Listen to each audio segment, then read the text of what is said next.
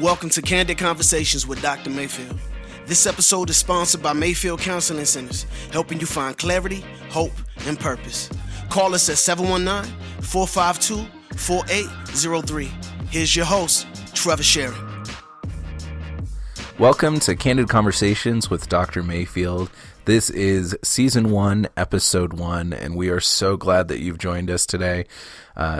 We're going to set out today to lay a trajectory for the podcast, which is just us talking about some conversational pieces that we don't talk about very much as a society and the importance of having these conversations. I'm joined by Dr. Mayfield, who is the founder and CEO of Mayfield Counseling Centers here in Colorado Springs. He is a rock star in the industry, content creator and speaker who has taken a stand against teen suicides in our community and a stand for good mental health in this community as well. So without further ado, Dr. Mayfield, how are you today? Greet our listeners and share just a little bit about your heart behind this podcast. Yeah, absolutely. This is exciting. This is something that we've been dreaming about for a while, and to actually sit here and get it going is really cool. And I think the heart behind this is something that you and I have talked about quite a bit, of really diving into conversations that we don't have, talking about mental health, mental wellness, talking about spirituality, and talking about race and culture and depression, anxiety, things that just, when you hear the topic, you kind of shy away from. And I think what that does is it becomes a disservice to our society, and we just don't talk about hard things anymore. And we don't, what's the word? I think we don't sharpen each other towards growth and health and care. And so we want to just dip our toe in this and see what happens. We have these conversations all the time, and a lot of the times people that come and see us here at our counseling centers need to have those conversations, and they don't have a safe place to do it. So part of the hope for our listeners is that this will encourage you to take that step with somebody in your life to converse about things that matter. Yeah. Maybe that's the best way to put it. Yeah. And I think it's important to note that this podcast is in conjunction with a broadcast through a local radio station here in the Springs. We will be hopefully posting the links to our weekly broadcast as well as our podcast, so that will be available to you as well. The goal is to have both of those work off of each other. You're not going to miss out on content if you're not listening to one, but you're more than welcome to join us for both. Today, we wanted to lay the groundwork of what is a conversation, why conversations are important, and how to take the first steps towards healthy communication and conversation with people around you. Mark, what are your thoughts on conversation? What is a conversation? Well, I want to ask our listeners, when was the last time you sat down and talked to somebody, and it wasn't about what you had for dinner the night before, or the fact that, oh, hey, it snowed today. Like, I think we fill our lives so much with this just chit-chat, we don't realize what we're missing out on. And so I wanted to put it back on everybody that's listening, going, when did you really have a deep conversation? And like, what was that like? For many of us, we go throughout our day and we text, we tweet, we Instagram. If you're younger, you Snapchat. I don't know what else is out there nowadays, but you do those things, and that to you it fills up your conversational time. And then you get home and you're exhausted, and you sit down. And I think a lot of times, like growing up for me, a conversation meant sitting around the table as a family. Yeah. Like we had dinner together, and we had those conversations around the dinner table. You couldn't get away from, I'm fine, life is good. How about them Broncos, or how about the weather? It was, you were looking at your family in the eyes, and you were having to have these conversations. And so I just want people to reflect a little bit about what that looks like. Not an accusation, but just a realization of what was the topic of conversation that you had that was deeper than what was, how about the weather? Yeah, absolutely. And I think the laying the foundation of what is a conversation, I think is really going, are we moving beyond that surface piece? Are we moving on beyond that chit chat? Yeah. We talked on the broadcast of how conversations aren't about being right or wrong. It's not a debate of I'm right and I want to convince you that I'm right. It's I have this feeling about whatever topic we're having, and a lot of the conversations pieces that we're going to have on this podcast are going to be somewhat controversial. There's going to be strong emotions towards it, and it's not our role to prove that we're right. Even you and I may have differences of opinions, and some of our guests will have differences of opinions. It's about understanding what that other person feels and what they're saying, and having a level ground of understanding between that. Sure. When I work with couples in marriage counseling or do family therapy, I ask the question, when was the last time you sought to understand the person sitting across from you instead of being right? Yeah. And what that would do to our culture. Like, I think about, turning on the news and watching, just the religion wars, the culture wars, the race wars that we're having in our country. And they're all started from a valid base, right? The topic itself is valid and needed to have that conversation. But we lose the other person in that conversation when we have to be right. Yeah, that reminds me of a YouTube video that I saw of a husband and wife, and they're in their living room, and the wife is complaining to the husband about these headaches that she's been having and having her sweaters snagged. And she turns around, and then you see that she has this nail in her forehead. And the husband is saying things like, well, if we could just get rid of the nail, if we could remove that, I think you'd be fine. And the wife snaps back, it's not about the nail. Why can't you ever just listen to me? And it's so true in relationships. Sometimes it's not about the nail. It's my wife just wants to be heard. She wants to be understood, and we don't have to solve all the problems that come our way. Sometimes we just have to not necessarily ignore the problem, but just move on and just try to understand what the other person is saying. Well, it's so true, and I don't think anybody is the opportunity to experience this. Like, I don't care what profession you're in, whether you're a counselor, a pastor, or a teacher. Exempt. Like, you're not exempt. Thank you. That's the word I was looking for. And it's amazing, because I think the desire to be right in a conversation is due to insecurity and due to the difficulty of being self-aware, I think. Because there's a lot of vulnerability in going, okay, what kind of junk am I bringing to this conversation that's going to trigger me?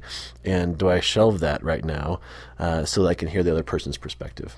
Expound a little more about what is going on in us when we're trying to prove somebody right, and how we can combat that a little bit. Because I mean, I don't think that anybody's exempt from that feeling either. Well, no, and I think a lot of it has to do with just the physiology of remembering. I mean, not to get into too much detail, but our bodies are very adept at remembering things, whether our brain remembers or not. And so a lot of times when we get triggered, it's a stored memory in our body. Of feeling shame or feeling guilt or feeling made to be other than respected. And I think a lot of us have those memories, whether cognitively or in our bodies, of times where we felt like we were an idiot because somebody said something that went against what we were saying, and we're never, and so we don't want to feel that way again. And so we build up these defenses of having to be right, and it's a self-protective mechanism. But that's not a way to have a conversation, because you're not going to have a conversation. It just turns into an argument, and a conversation is this mutually beneficial exchange of information for the pleasure of growth. That's awesome. And knowledge. And I think if you think about the climate of our culture right now, politically, religiously, and anywhere in between, right? Through race, culture, all that kind of stuff, we all come to the conversation with wounds, and if we don't recognize what those wounds are going to run the conversation. But if we come going, okay, I'm a human being that has been marred and scarred and broken by this life, and there's some things I'm going to bring to this conversation that might upset me, but I really want to understand your perspective. We have a better chance of growing and learning. So as we're looking at conversations and just trying to understand one another. What do you think the outcome would be for our listeners who really invest and lean into this idea that we should be having meaningful conversations with people? Well, I think in some degree, if we were to be really honest with ourselves, every one of us that is listening or is a part of this right now has a deep desire to be in relationship at that level, right? I mean, I don't know anybody that would, if we got down to the base of it, wouldn't agree with me on that. It's all the other things that kind of have clouded our life that have gotten in the way of those things. And so I think for people that really want to be invested in this, want to take this, okay, we're going to listen every week. We're going to really impart what we're hearing into our worlds and our lives. It's going to take work, first of all. 2, it's going to take an added measure of vulnerability. And with that, I think you need to be better at understanding, who are safe people to have these conversations with, because not everybody is going to be a safe person. Who is where this conversation should be had. And I think in some ways, how do I have boundaries around these things? Because there's going to be times, there's always times where conversations can turn into arguments if we're not careful. And so if you are with a safe person, if you're okay with being vulnerable, but you have some boundaries in place knowing, okay, this is getting a little out of hand, let's take a break, I want to come back, I think then that becomes mutually beneficial. Yeah, absolutely. And I think it's essential for us to lay down those safe places and some of that self-awareness with especially some of the topics that we're going to be going over. I know that when we talk about race and spirituality and some more things that are really easy to debate over, it's going to be essential for us to have a foundation of not only mutual respect, but a shared interest and purpose in mind, where our goal is the same. We not to be right or to prove the other person wrong, but just to have the conversation and hopefully gain something from it, where I can talk to you and hear what you're saying that may not fit in my worldview, but it helps me refine what I believe and how I interact with the world around me, knowing that there are individuals who feel this way. Sure. Yes, and I think, if you're thinking as you're listening, is this something for me? I think you need to really take stock of where you are right now, and I think if you want to experience a more enriched, deeper life, I think engaging in these conversations with your world is going to be good. But if you're okay with where you're at and you really don't see any problem with how you're operating, I don't know. I don't know if that makes any sense, but I think this topic and engaging in these things are for certain people, and it's not for everybody. Yeah.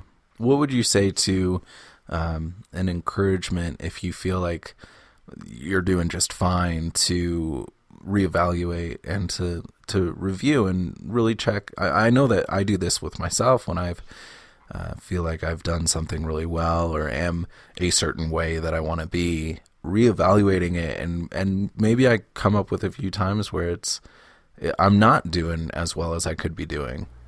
Well, I think one of it is one thing is when just reevaluating how deeply do you engage in the world itself, feeling wise, right? I think a lot of us just numb life out. Yeah. Right. I mean, TV, social media, movies, video games, food, whatever it might be, we just numb it out because we don't want to deal or confront or reflect on what's going on inside of us. And I think if somebody is desirous of this, but doesn't want to put the effort into it or is afraid, maybe it's more of a fear thing, to really go dip your toe in the water. Listen weekly, listen to what we're talking about, and maybe choose a topic that you feel like is safe to engage in with somebody in your life and move forward from there. Yeah, I like that picture of dipping the toe in the water, and I'd like to end this episode with the next step. Sure. What is the next step for somebody to have a meaningful conversation between now and our next episode? Well, we'll talk about this probably next time, but do you have any safe people that you really trust in your life? And I think really taking stock of that at first. Is there anybody in your life that you know that you could have a conversation with that wouldn't trigger you, wouldn't get you defensive, and that you could really go deep with from a mutually beneficial standpoint? Don't have the conversation right now, but just take stock of that, right? But then also take stock of your own self. I think all of us know when we're numbing the world out, and I think if you can go, okay, how am I doing as a person? How am I doing in my life, in my marriage, in my job? Am I finding joy? Am I finding connection in different places? I think it's a good place to begin that self-reflection because we don't get taught that anymore. We don't get taught how to reflect on those aspects. So I think it's maybe a place to start. Really don't take any action. Just do a lot of soul searching maybe. Yeah, that's awesome. Well, Mark, I've enjoyed our conversation together, and I hope that our listeners will join us again next week for episode 2. Sounds good. Thanks, Trevor. Yeah. Thank you for joining Candid Conversations. If you would like more information, go to mayfieldcounseling.com/Candid Conversations and check out our Facebook page, Candid Conversations with Dr. Mayfield.